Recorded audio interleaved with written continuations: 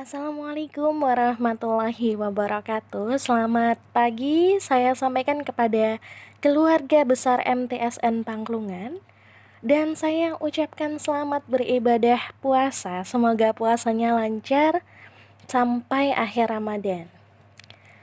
Di sini saya akan memberikan rangkuman tausiah online dari Kang Abai, seorang motivasinger ya, yang dilaksanakan pada tanggal 28 April 2020 jam 16.00 di YouTube Rumah Zakat. Dan di sini saya hanya rangkuman saja. Apabila keluarga besar MTSN Pangklungan ingin mengetahui lebih lengkap, bisa langsung ke YouTube-nya Rumah Zakat. Nah, tema untuk kemarin adalah Ramadan memantaskan diri. Ramadan tetaplah Ramadan meskipun di rumah aja. Tetap menjadi Ramadan yang penuh ampunan, tetap menjadi bulan yang penuh keberkahan. Ramadan memantaskan diri di saat pandemi. Dan berkahnya Allah menempatkan ini di bulan suci supaya jauh lebih terkondisikan ketika memantaskan diri dalam segala aspek. Nah, kenapa sih kita harus memantaskan diri? Sebenarnya bukan hanya ketika pandemi saja ya, kita memantaskan diri, tapi harus setiap saat dan setiap waktu. Karena dunia itu berubah setiap saat. Begitupun dengan ujian. Dan untuk saat ini, ujian kita sama. Allah menguji kita dengan COVID-19. Dampaknya Masya Allah sekali.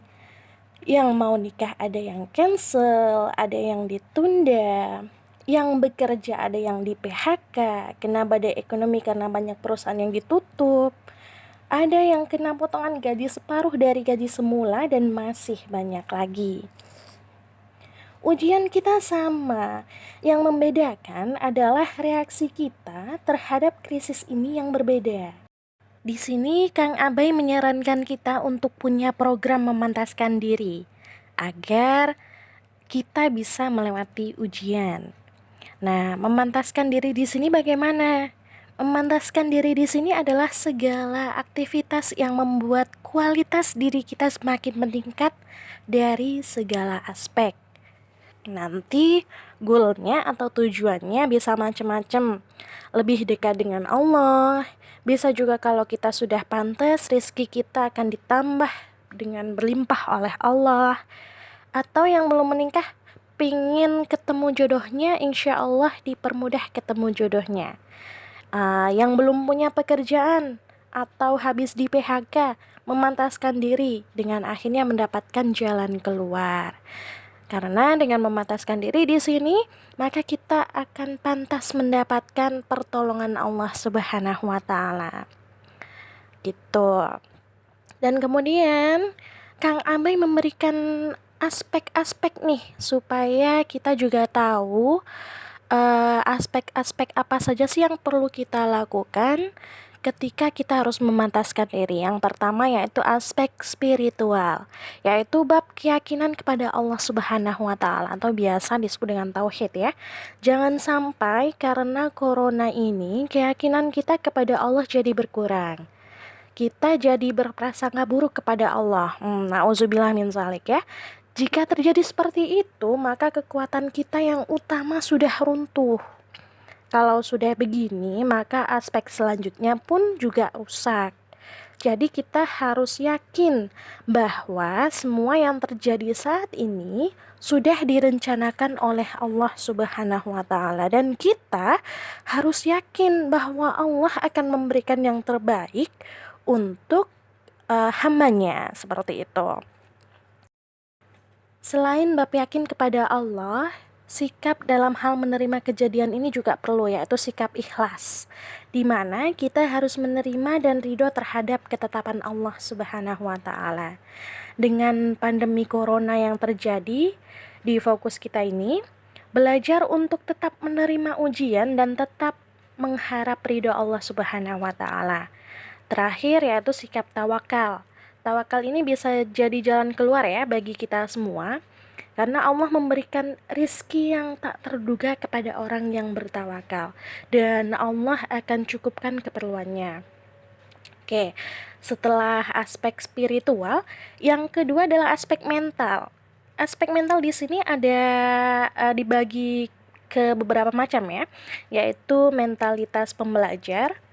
Karena dahsyatnya ujian nih, kita harus menambah keilmuan dan harus belajar cepat.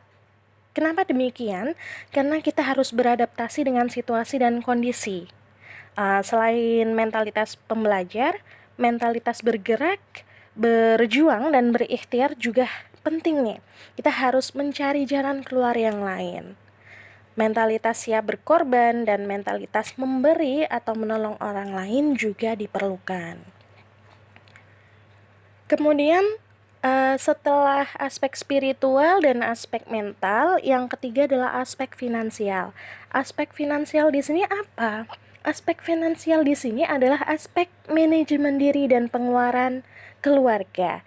Gimana sih pengeluaran keluarga nih? Kita gaya hidupnya juga harus lebih sederhana. Coba cari pemasukan lain, misalnya jualan online atau sebagainya, yang bisa meningkatkan finansial kita. Yang penting kebutuhan kita terpenuhi aja gitu. Dan kemudian yang terakhir adalah aspek kesehatan. Gimana kita dengan kondisi saat ini, imunitas kita itu harus ditambah, harus dijaga seperti itu. Ikhtiar untuk menjadikan diri kita tetap sehat, salah satunya dengan di rumah aja nih, makan minuman yang bergizi dan jaga kesehatan, jaga kebersihan juga ya, seperti itu. Nah, dari keempat aspek ini itu adalah tujuan kita supaya di Ramadan yang penuh berkah ini, walaupun di rumah aja tetap menyenangkan gitu ya. Nah, bagi teman-teman semua atau keluarga besar MTSN Panglungan yang berbahagia, Kang Abai punya program Ramadan berupa PDF yang insya Allah program Ramadan kita bisa lebih terencana nih dengan adanya PDF ini. Tapi ingat, yang paling penting bukan programnya ya, tapi eksekusinya. Nah, ini ada day by day ya, programnya bisa di-download setelah postingan ini.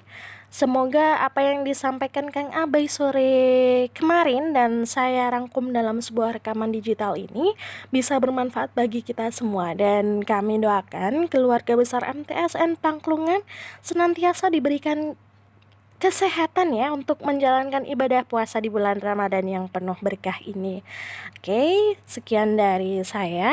Semoga bermanfaat untuk semuanya. Wassalamualaikum warahmatullahi wabarakatuh.